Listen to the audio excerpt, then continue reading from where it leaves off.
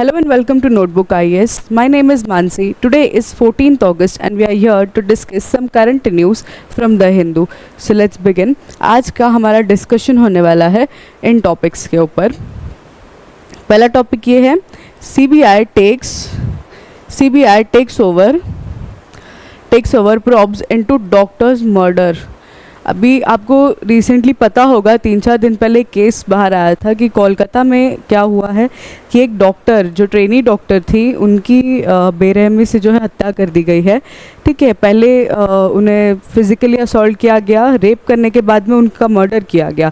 तो वो केस जो है वो CBI के पास चला गया है. अभी इस आर्टिकल में हम वो देखेंगे आगे डिटेल में.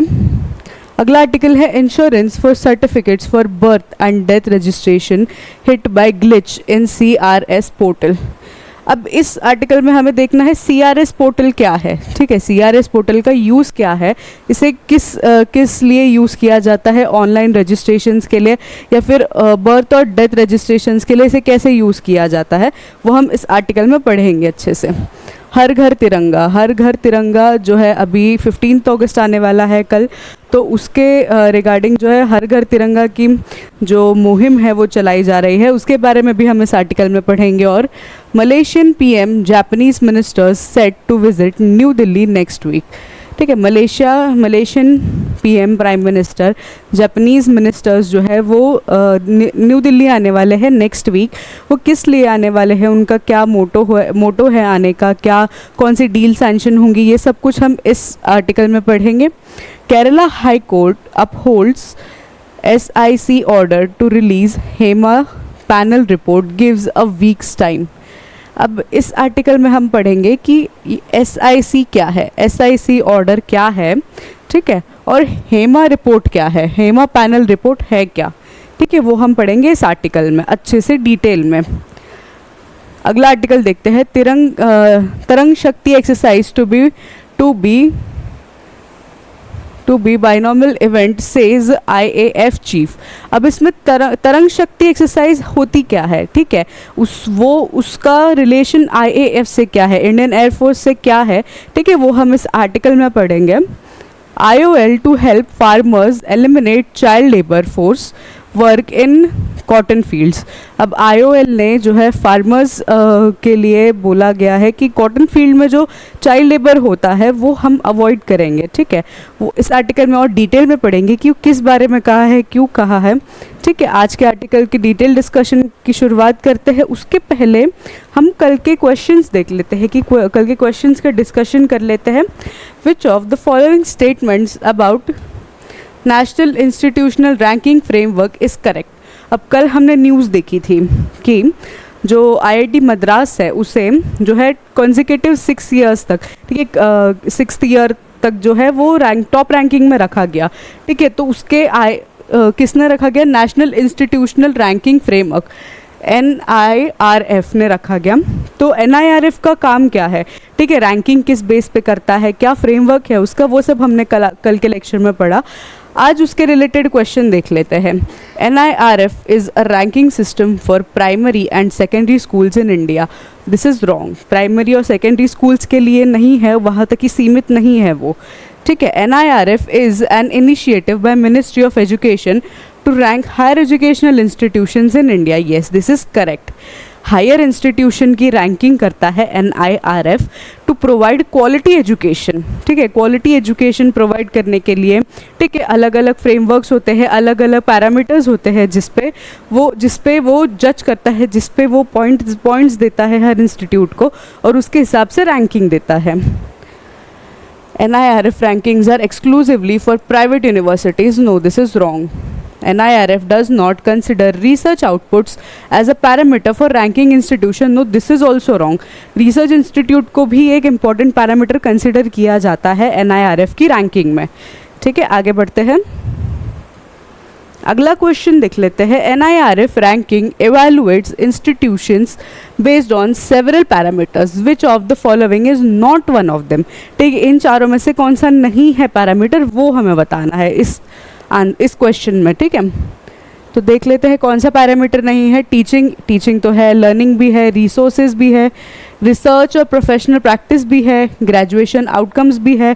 ग्रेजुएशन आउटकम्स कैसे डिफाइन करते हैं, प्लेसमेंट्स वगैरह का, कितनी कितनी पॉसिबल प्लेसमेंट्स हो रही है, कितनी सक्सेसफुल प्लेसमेंट्स हो रही है, कौन से कंपनीज़ में, कौन से मल्टीनेशनल कंपनीज़ में प्लेसमेंट्स हो रही है, ये सारी चीज़ें मैटर करती है रैंकिंग में। ठीक है, पॉलिटिकल इन्फ्लुएंस ये नहीं मैटर करता, political influence does not matter in NIRF ranking. ठीक है, आगे बढ़ते हैं। Which index is primarily used to measure inflation in India? अब इन्फ्लेशन को मेजर करने के लिए, ठीक है, इन्फ्लेशन को मेजर करने के लिए प्राइमरी इंडेक्स है क्या? ठीक है, प्राइमरी कौन सा इंडेक्स यूज़ किया जाता है इन्फ्लेशन को मेजर करने के लिए? तो सबको पता होगा ये कंज्यूमर प्राइस इंडेक्स, CPI, ये बहुत इंपॉर्टेंट है, इसका डेफिनेशन पता होना चाहिए, क्या इंडेक्स है ये सारी चीज़ें आपको पता होनी चाहिए। इन्फ्लेशन एक बहुत इंपॉर्टेंट टॉपिक आ जाता है, ठीक है, कवर करता है काफ़ी एक लार्ज चंक कवर करता है, तो ये जो है वो अच्छे से पढ़िए, ये सारा इंडेक्स जो है आपको पता होने चाहिए। आगे बढ़ते हैं। Which of the following factors can lead to cost push inflation? अब इन चारों में से कॉस्ट पुश इन्फ्लेशन किसको जो है किसके लिए जो है मेन इम्पॉर्टेंट फैक्टर है? Increase in consumer demand, no. Increase in production cost, yes. Decrease in money supply, no. Improvement in technology, no. ठीक है, इंक्रीज इन प्रोडक्शन कॉस्ट, ठीक है, ये एक इम्पॉर्टेंट फैक्टर है कॉस्ट पुश इन्फ्लेशन के लिए। ठीक है, इन्फ्लेशन का टॉपिक बहुत अच्छे से पढ़िए। ये न्यूज़ में क्यों था, हमने देखा 59th मंथ तक जो है वो लो इन्फ्लेशन हम लोग ने कल देखा, 3.54% की जो इन्फ्लेशन रेट है वो हमने देखी। ठीक है, थोड़े महीनों बाद बढ़ सकती है ये इन्फ्लेशन रेट। अब लो इन्फ्लेशन रेट होने के क्या पॉजिटिव इम्पैक्ट्स है, क्या नेगेटिव इम्पैक्ट्स है, वो भी हमने कल के लेक्चर में डिस्कस किया है। आपको एक बार रिवाइज करना हो तो आप पिछला वाला लेक्चर जाके देख सकते हो। विच of the following statement is correct regarding the citizenship amendment act? अब कल हमने न्यूज़ देखी थी कि सिटीजनशिप अमेंडमेंट एक्ट जो है वो क्यों न्यूज़ में था? 20 अफगान सिख जो है उनको सिटीजनशिप दी गई है, सिटीजनशिप प्रोवाइड करी गई है सिटीजनशिप अमेंडमेंट एक्ट के तहत। ठीक है, इस एक्ट के तहत जो है उन्हें सिटीजनशिप दी गई है। सिर्फ 20 को क्यों दी गई और अफगान सिख्स को क्यों दी गई? ठीक है, सिटीजनशिप अमेंडमेंट एक्ट होता क्या है, ये सब हमने कल के लेक्चर में डिस्कस किया है। अगर आपको रिवाइज करना है तो आप एक और बार जाके देख सकते हैं वो lecture. It grants citizenship to refugees based on their economic status, no. इस आंसर में हमें क्या बताना है कि इन चारों में से जो स्टेटमेंट है कौन सा डिफाइन करता है सिटीजनशिप अमेंडमेंट एक्ट को, ठीक है, वो हमें बताना है। तो citizenship it grants to citizenship to refugees based on their economic status, नहीं, irrespective of their economic status होता है ये। It provides citizenship to illegal immigrants respective of their religion, irrespective of their religion, no. ये भी गलत है। क्यों गलत है? क्योंकि सिटीजनशिप अमेंडमेंट एक्ट का एक प्राइमरी पैरामीटर ये है कि जो रेफ्यूजीज़ होने चाहिए वो नॉन मुस्लिम होने चाहिए। ठीक है, नॉन मुस्लिम जो रेफ्यूजीज़ हैं नॉन मुस्लिम होने चाहिए, उनको सिटीजनशिप जो है वो ग्रांट करी जाएगी। It grant citizenship to persecuted religious minorities from certain neighbouring countries, yes, this is true. Certain neighbouring countries कौन सी हो जाती है? अफ़गानिस्तान और बांग्लादेश। ठीक है, ये सारी नेबरिंग कंट्रीज़ होती है, और भी नेबरिंग कंट्रीज़ से जो माइनॉरिटीज़ है, ठीक है, रिलीजियस माइनॉरिटीज़ है, उनको कंसिडर किया जाता है, बट वो नॉन मुस्लिम होने चाहिए, ये एक मेन क्राइटेरिया है। ठीक है, नॉन मुस्लिम होने चाहिए, और वो जो है 31 दिसंबर 2014 के पहले जो है वो सेटल होने चाहिए, वो पहले जो है वो आ जाने चाहिए थे, उन्हीं को जो है वो सिटीजनशिप मिलेगी। It applies only to refugees who entered India after नहीं बिफोर 2014 आना चाहिए। ठीक है, बिफोर 2014। ये आंसर गलत हो जाता है। सही आंसर है हमारा C, it grant citizenship to persecuted religious minorities from certain neighbouring countries. ठीक है, देख लिए हमने सारे क्वेश्चंस। अब हम आते हैं आज के आर्टिकल के ऊपर। ठीक है, अब CBI takes over probe into doctors murder. अभी कोलकाता में एक इंसिडेंट हुआ था, मैंने बताया, जैसे एक डॉक्टर जो थी, ट्रेनी डॉक्टर थी, उनका जो है पहले रेप किया गया, उसके बाद जो है मर्डर किया गया उनका, ठीक है। उसके रिगार्डिंग क्या था ना, 4 दिनों से काफ़ी प्रोटेस्ट चल रहे थे। पहले सिर्फ कोलकाता में इमर्ज हुए प्रोटेस्ट, बट उसके बाद नेशन वाइड जो है डॉक्टर्स, नर्स, ये सारे जो है प्रोटेस्ट कर रहे हैं, ठीक है। प्रोटेस्ट किस वजह से कर रहे हैं, क्योंकि इस मामले की जो जांच है वो CBI के पास जानी चाहिए, और वो प्रोटेस्ट में अपने सफल हुए हैं। इस मामले का पूरा जो इन्वेस्टिगेशन होगा वो CBI करेगी, ठीक है। ये इस पूरा आर्टिकल का क्रस्ट है। आगे पढ़ते हैं। Insurance of certificate for birth and death registration hit by glitch in CRS portal. अब रिसेंटली क्या हुआ, CRS एक पोर्टल है जहाँ पर इम्पॉर्टेंट रजिस्ट्रेशंस होते हैं, ठीक है, इम्पॉर्टेंट ऑडिट्स किए जाते हैं, जैसे कि डेथ, बर्थ, मैरिज, ठीक है, ये सारी चीज़ों के जो है रजिस्ट्रेशन किए जाते हैं। तो उस पोर्टल में जो है ऑलमोस्ट 3-4 मंथ्स से जो है ग्लिच दिखाई दे रहा है, ठीक है। तो वो ग्लिच क्या है, ठीक है, CRS क्या है, CRS पोर्टल क्या है, हम आगे पढ़ेंगे इस पूरे आर्टिकल में। The civil registration system in India is vital system for recording vital events such as birth, death, marriages, etc. Here is concise overview in points. Purpose क्या है CRS का, aims to record all the vital events. जो vital events होते हैं वो record करने का एक पोर्टल होना चाहिए जहाँ पर टैली हो, बर्थ्स कितने हुए, डेथ कितने हुए, वो सब इस पोर्टल में हुआ जाता है, वो सब इस पोर्टल में जो है रजिस्ट्रेशन किया जाता है। Legal framework governed by registration of births and death act 1969, ठीक है। ये गवर्न कौन से एक्ट से होता है, registration of birth and death act 1969, which mandates the registration of these events. The registration authorities, the system is implemented through local registrars appointed in each state and union territories. ठीक है, हर state में local registrars जो है वो appoint किए जाते हैं इसकी रजिस्ट्रेशन करने के लिए। सारा डेटा कलेक्ट होकर सेंटर के पास आता है, फिर वो जो है इस पोर्टल पे अपलोड होता है। Online registration. Many states have adopted online system to facilitate the registration process, making it more accessible and efficient.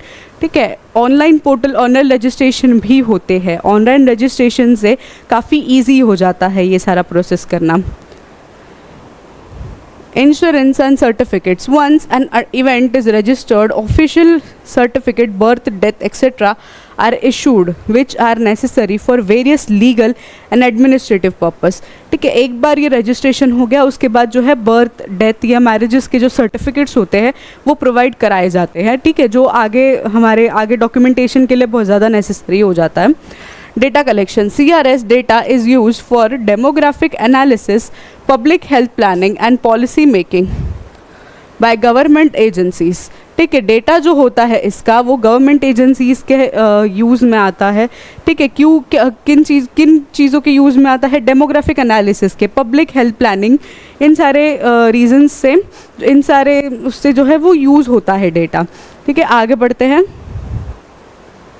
अगला जो हमारा आर्टिकल है, हर घर तिरंगा, ठीक है। हर घर तिरंगा जो है अभी अगस्त 15 आ रहा है, ठीक है, 15 अगस्त आ रहा है, उसके रिगार्डिंग ये इनिशिएटिव लिया जाता है, ठीक है। इसकी शुरुआत कब हुई थी, आज़ादी का अमृत महोत्सव जब हुआ था, 75th इंडिपेंडेंस जो है वो हमने सेलिब्रेट किया था, तब से जो है हर घर तिरंगा की योजना जो है वो चल रही है, ठीक है। हर घर तिरंगा में क्या होता है ना कि हर घर के ऊपर, ठीक है, हर अपने घरों के ऊपर जो है तिरंगा लगाया जाता है, उस इनिशिएटिव को हर घर तिरंगा कहते हैं। Union Minister Amit Shah launched Tiranga Yatra in Ahmedabad on Tuesday as part of Har Ghar Tiranga campaign ahead of Independence Day and called upon youngsters to come forward and strive to make Indian developed nation by 2047। अब अमित शाह ये जो है union minister जो है, union home minister जो है, उन्होंने जो है तिरंगा यात्रा लॉन्च करी, ठीक है। तिरंगा यात्रा जो है वो लॉन्च करी, कहाँ करी? अहमदाबाद में करी, ठीक है।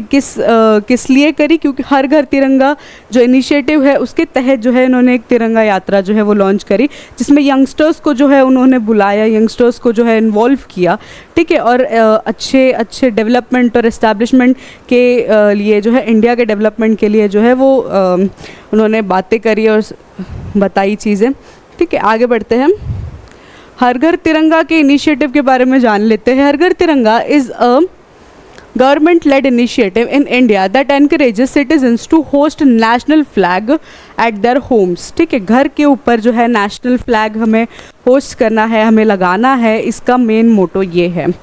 Launched in 2022, the campaign is a part of आज़ादी का अमृत महोत्सव, ठीक है। ये पार्ट था आज़ादी का अमृत महोत्सव का। आज़ादी का अमृत महोत्सव क्यों मनाया गया था? To celebrate 75th year of independence, ठीक है। 75th year of independence celebrate करने के लिए जो है आज़ादी का अमृत महोत्सव मनाया गया।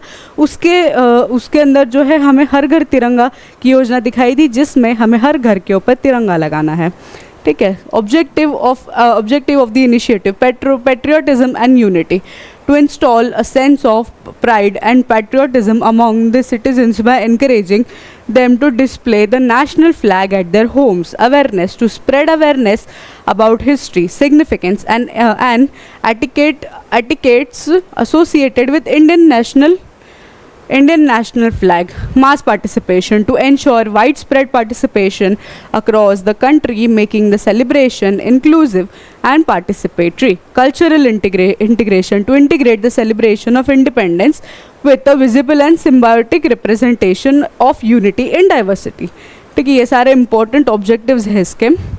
अगला आर्टिकल देख लेते हैं। अगला आर्टिकल हमें ये बताता है,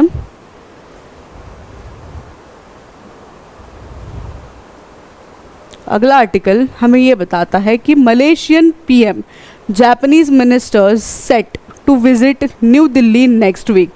अब इनका विजिट क्यों प्लान है न्यू दिल्ली पे, ठीक है। अभी पार्लियामेंट रीसेस चल रहा है, तो उसमें पार्लियामेंट सेशन में जो रीसेस चल रहा है उसमें ये सोचा प्राइम मिनिस्टर और फॉरेन मिनिस्टर ने कि जो है Malaysian prime minister Japanese ministers को जो है वो इनवाइट किया जाए। उनसे जो है काफ़ी मतलब Malaysian prime minister Ibrahim speak in the visit of expected to strengthen India Malaysia ties in strategic trade and defence corporation. इन्होंने क्यों बुलाया है? स्ट्रैटेजिक ट्रेड और डिफेंस कॉरपोरेशन में जो है इनोवेशन लाने के लिए और डेवलपमेंट लाने के लिए और स्ट्रेंथन करने के लिए एक दूसरे का बॉन्ड, इंडिया और मलेशिया का बॉन्ड, ठीक है। इसके बारे में आगे और अच्छे से पढ़ते हैं। इन्होंने जो है वो स्ट्रेंथन करने के लिए जो है बुलाया है, ठीक है। जापान के मिनिस्टर्स को क्यों बुलाया है? क्योंकि Delhi is set to host its India Japan 2+2 with foreign defence minister and prime minister Narendra Modi to travel Poland and Ukraine, ठीक है। इस वजह से जो है इनका जो विजिट जो है वो देखा जाएगा इंडिया में। आगे बढ़ते हैं नेक्स्ट आर्टिकल की तरफ। Kerala high court upholds SIC orders to release Hema panel report gives a week's time. अब इसमें हेमा पैनल रिपोर्ट क्या है, ठीक है, उसके बारे में जानते हैं। SIC क्या है उसके बारे में भी जानते हैं। Kerala upholds SIC's order on Hema panel report. Case का बैकग्राउंड क्या है? अब हेमा जो कमिटी है वो क्यों बनाई गई? हेमा कमेटी इस वजह से बनाई गई कि वो इन्वेस्टिगेट कर सके इश्यूज़ में, जेंडर बाइज्ड इश्यूज़ और सेक्सुअल हरासमेंट इश्यूज़ इन Malayalam film industry. Malayalam film industry में जो है जो जेंडर बायसनेस होती है उसे और सेक्सुअल जो असॉल्ट्स होते हैं उसे मॉनिटर करने के लिए, ठीक है, उसे इन्वेस्टिगेट करने के लिए हेमा रिपोर्ट जो है वो बनाई गई थी, ठीक है। अब हेमा कमेटी की जो रिपोर्ट है वो अभी तक बाहर नहीं आई है, ठीक है, वो अभी तक बाहर नहीं आई है। उसे जो है बाहर मतलब उसे जो है वो सबमिट करने के लिए पब्लिक नहीं की गई है, उसे पब्लिक करने की कोशिश की जा रही है। The state information commission of Kerala ordered the state government to release the Hema committee report to public. जो स्टेट इंफॉर्मेशन कमीशन है, इस कमीशन ने क्या ऑर्डर किया है कि हेमा कमेटी की जो रिपोर्ट है वो पब्लिक की जाएगी, ठीक है, पब्लिक की जानी चाहिए। अभी तक पब्लिक नहीं हुई है, वो की जानी चाहिए, ठीक है। The government initially resisted this order leading to legal challenges की वजह से जो है गवर्नमेंट ने पहले रेसिस्ट किया इस ऑर्डर को कि अभी नहीं कर सकते ये, ठीक है। गवर्नमेंट चैलेंजेस बहुत ज़्यादा बढ़ जाएंगे। फिर उसके बाद जो है अभी देखते हैं आगे केरला हाईकोर्ट रूलिंग। केरला की रूलिंग क्या, हाईकोर्ट की जो रूलिंग है वो क्या बता रही है। The high court ruling upholds the SIC's order directing the state government to make the report public. The court gave the government a 1 week deadline to comply with the order, ठीक है। अभी केरला हाईकोर्ट ने क्या किया है, केरला हाईकोर्ट ने order pass किया है कि 1 week के अंदर जो है वो रिपोर्ट पब्लिक हो जानी चाहिए। अगर 1 week के अंदर नहीं हुई रिपोर्ट पब्लिक तो उन्हें कॉन्सिक्वेंसेस फेस करने पड़ते हैं, ठीक है। 1 week के अंदर अंदर रिपोर्ट हो जानी चाहिए public. Current development, the government's next step following the high court's directive are being closely wanted with potential implications for film industry and broader societal norms, ठीक है। ये ऑर्डर क्यों पास किया गया है, ठीक है, क्योंकि जो है societal norms potential implications for film industry एक ऐसी इंडस्ट्री है जो हर स्टेट में या फिर हर जगह हम जाएंगे तो एक बहुत इम्पॉर्टेंट सेक्टर माना जाता है इकोनॉमिकली भी, ठीक है। एंटरटेनमेंट सेक्टर एक बहुत अच्छा माना जाता है। तो वहाँ अगर जेंडर बाइजनेस, सेक्सुअल असॉल्ट अगर दिखेंगे तो वो नहीं होना चाहिए, वो उसमें ट्रांसपेरेंसी होनी चाहिए, ठीक है। जो चीज़ें हो रही है, जो चीज़ें मतलब हो रही है तो वो हमें पता होनी चाहिए, पब्लिक होनी चाहिए। इस वजह से ये ऑर्डर पास किया गया है, ठीक है। इस वजह से कमेटी की रिपोर्ट जो है उसे पब्लिक करने के लिए बोला गया है। तरंग शक्ति एक्सरसाइज, अब तरंग शक्ति एक्सरसाइज क्या है, ठीक है। Tarang Shakti exercise to be biennial event says IAF chief. Indian air force के चीफ जो है Indian air force comes to close air force chief marshal V R Chaudhari, ठीक है। ये पता होना चाहिए एयरफोर्स के चीफ कौन है। मार्शल VR चौधरी जो है वो उन्होंने तरंग शक्ति एक्सरसाइज के बारे में बताया है। तरंग शक्ति एक्सरसाइज के बारे में थोड़ा जान लेते हैं। ये इंपॉर्टेंट एक्सरसाइज है, एग्जाम में पूछ सकते हैं इसके बारे में, ठीक है। Tarang Shakti exercise which is prominently in news today is the Indian Air Force's largest ever multinational air exercise। Multinational air exercise है ये, सबसे बड़ा अब तक का मल्टीनेशनल एयर एक्सरसाइज है ये, ठीक है। उसके ऑब्जेक्टिव्स देख लेते हैं। Tarang Shakti aims to enhance military cooperation, interoperability and showcase India's defense capabilities, ठीक है। ये इंडिया की डिफेंस कैपेबिलिटीज़ को डिफाइन करेगा, बताएगा, शोकेस करेगा, ठीक है। It is designed to bring together air forces from various countries, allowing them to share best practices and improve joint operation capabilities। अब ये एक्सरसाइज का मेन ऑब्जेक्टिव ये है कि काफ़ी और देशों के जो प्रैक्टिसेस है, ठीक है, जॉइंट मिशंस जो है वो हमें वो शोकेस करे इस एक्सरसाइज में, ठीक है। जॉइंट प्रैक्टिसेस जो है, best practices and improve joint operation skills, ठीक है। जॉइंट ऑपरेशन स्किल्स को जो है इम्प्रूव करने के लिए, ठीक है, प्रैक्टिसेस को दिखाने के लिए, सब कुछ के लिए जो है इसका मेन ऑब्जेक्टिव है पार्टिसिपेशन। अब पार्टिसिपेशन कौन सी कंट्रीज़ कर रही है, कितने एयरफोर्स जो है, कितने देशों की एयरफोर्स की जो प्रैक्टिसेस हैं हमें दिखाई जाएंगी।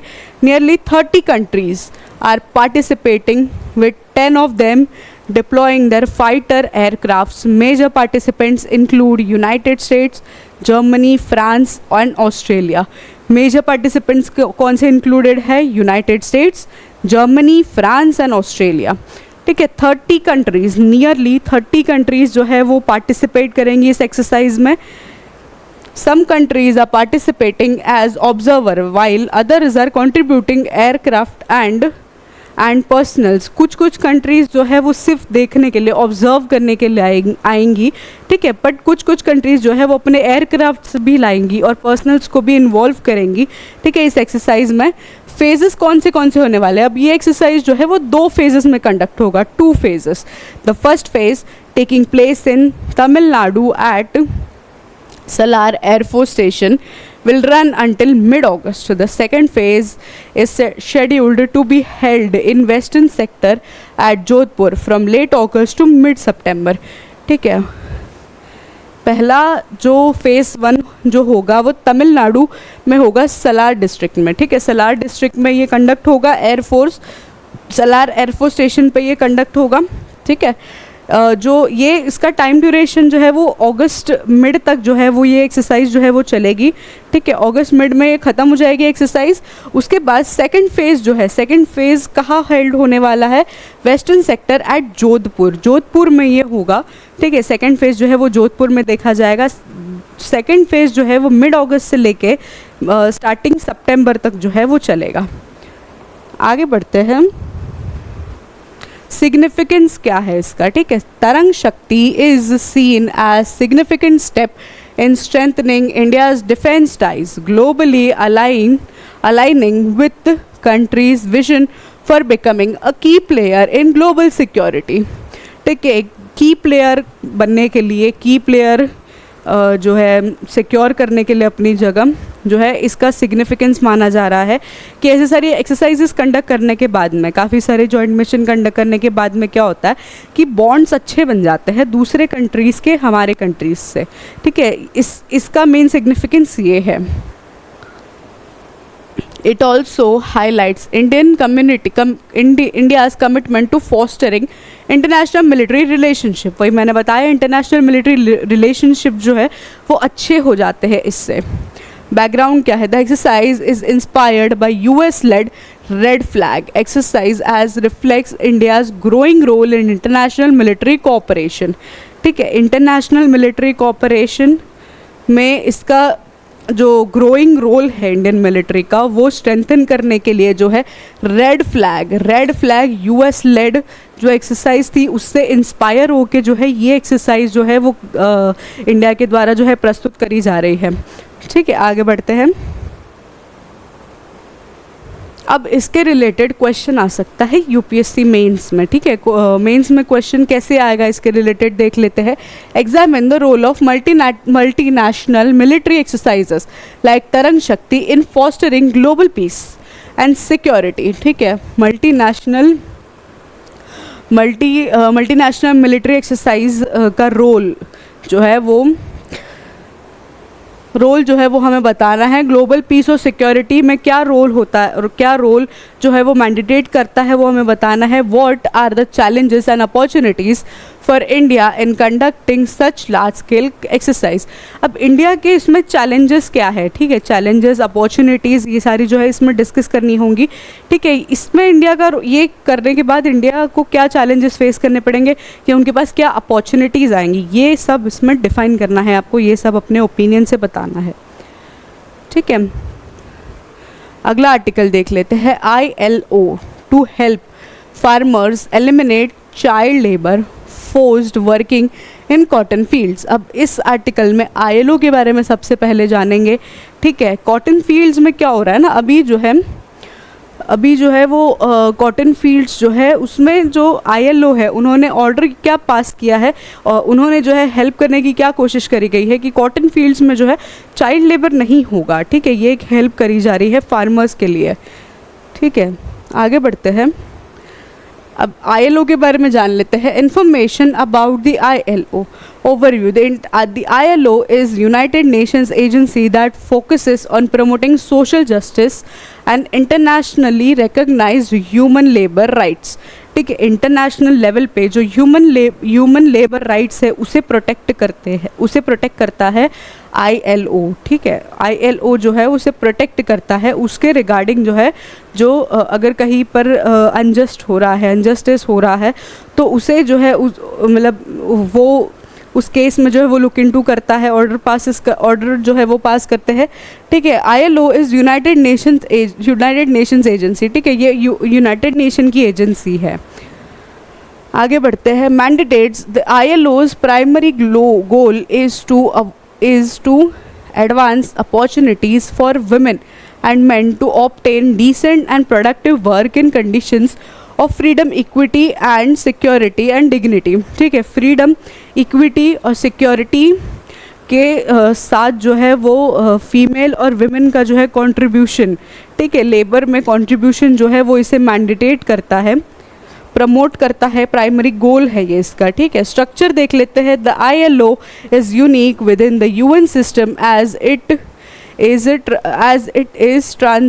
transpartite in nature, meaning it includes representative forms of governments, employees and workers. This structure ensures that all perspectives are considered when making decision related to labor standards and policies, ठीक है। Labour standard और policies को consider करके जो है, human rights को consider करके जो है, लेबर्स के राइट्स को कंसिडर करके हर चीज़ को कंसिडर किया जाता है, ठीक है। इसका मेन गोल ये है कि हर चीज़ को कंसिडर करके जो है वो डिसीजन सुनाया जाएगा, ठीक है, ऑर्डर्स पास किए जाएंगे। आगे बढ़ते हैं। अब आज के जो आर्टिकल्स है, काफ़ी डिटेल डिस्कशन हमने आज के आर्टिकल्स में जो है वो किया है, ठीक है। आज के आर्टिकल्स आप एक बार और जाके पढ़िए, काफ़ी इंपॉर्टेंट आर्टिकल्स है, ठीक है। काफ़ी डिटेल स्टडी हमने उन आर्टिकल्स की करी है। उसके रिलेटेड क्वेश्चंस देख लेते हैं। ये क्वेश्चंस जो है वो इम्पॉर्टेंट है, आप इसकी प्रैक्टिस करिए, कमेंट सेक्शन में आंसर दीजिए, ठीक है। कल आके सबसे पहले मैं ये क्वेश्चंस डिस्कस करूँगी आपके साथ।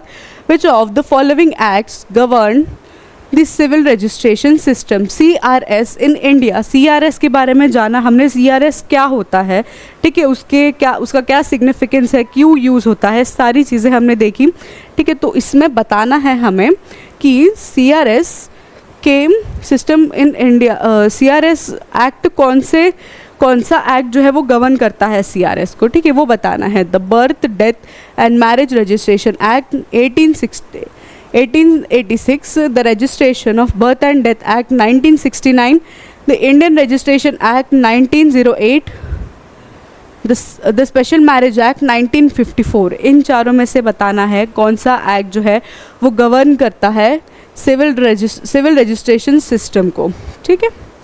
आगे बढ़ते हैं। नेक्स्ट क्वेश्चन क्या आ जाता है, what is the primary objective of her घर तिरंगा इनिशिएटिव। अब हर घर तिरंगा इनिशिएटिव का प्राइमरी ऑब्जेक्टिव क्या है, वो हमें इस आंसर में बताना है। हमने डिस्कस किया हर घर तिरंगा क्यों इम्पॉर्टेंट है, किसकी सेलिब्रेशन में ये इनिशिएटिव लिया गया है, ठीक है। आज प्रेजेंट डे क्यों वो न्यूज़ में है वो भी डिस्कस किया हमने। To promote use of eco-friendly products, to encourage citizens to host the national flag at their homes, to promote digital literacy in rural areas, to increase voter turnout in elections। इन चारों में से बताना है कि primary objective क्या है, ठीक है, हर घर तिरंगा का। अगला क्वेश्चन देखते हैं, what is the primary focus of Hema committee report. Hema committee report की प्राइमरी फोकस क्या है वो बताना है इसमें। Gender discrimination in education system, issues of sexual harassment and gender bias in Malayalam film industry, labour rights in textile industry, environmental protection measures in western Ghats. इन चारों में से प्राइमरी फोकस क्या है हेमा कमेटी रिपोर्ट का वो बताना है। हमने थोड़ी देर पहले ही डिस्कस किया हेमा कमेटी रिपोर्ट क्यों इम्पॉर्टेंट है, ठीक है, क्या ऑर्डर पास किया गया है हेमा कमेटी रिपोर्ट के द्वारा, ठीक है। हेमा कमेटी रिपोर्ट में क्या ऑर्डर पास किया गया है, उसमें तमिलनाडु गवर्नमेंट का क्या इन्वॉल्वमेंट है, सॉरी केरला गवर्नमेंट का क्या इन्वॉल्वमेंट है, वो सब कुछ हमने बताया है, ठीक है। आप इसका आंसर जो है कमेंट सेक्शन में दीजिए। अगला क्वेश्चन देखते हैं, द तरंग Shakti exercise is inspired by which of the following international military exercise. अब तरंग शक्ति एक्सरसाइज के बारे में हमने थोड़ी देर पहले ही डिस्कस किया है, वो क्यों इम्पॉर्टेंट है, ठीक है, वो किससे रिलेटेड है, ठीक है, किससे इंस्पायर्ड है, ये हमें इस आंसर में बताना है। वो क्यों इम्पॉर्टेंट है आज के वक्त, उसका सिग्निफिकेंस क्या है, उससे क्या अपॉर्चुनिटीज़ और चैलेंजेस इंडिया को फेस करने पड़ेंगे, ठीक है, वो सब हमने थोड़ी देर पहले ही डिस्कस किया है। आप इसमें जो है ये आंसर बताइए।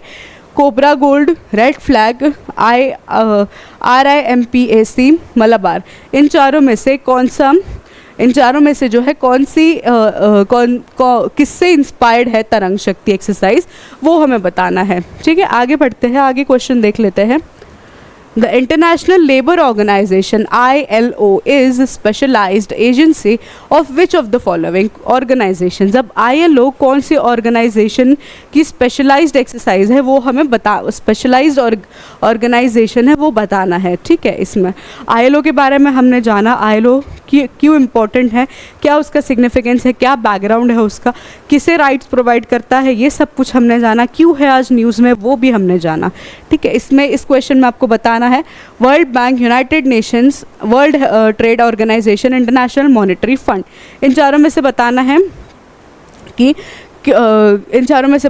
इंटरनेशनल लेबर ऑर्गेनाइजेशन किस में स्पेशलाइज करता है, ठीक है। आगे बढ़ते हैं, आज के लिए बस इतना ही, ठीक है। आज के आर्टिकल आप एक और बार पढ़िए, आज के आर्टिकल बहुत इम्पॉर्टेंट है, ठीक है। इसके रिलेटेड क्वेश्चंस भी सॉल्व करिए, ठीक है। तो आज के लिए बस इतना ही, धन्यवाद।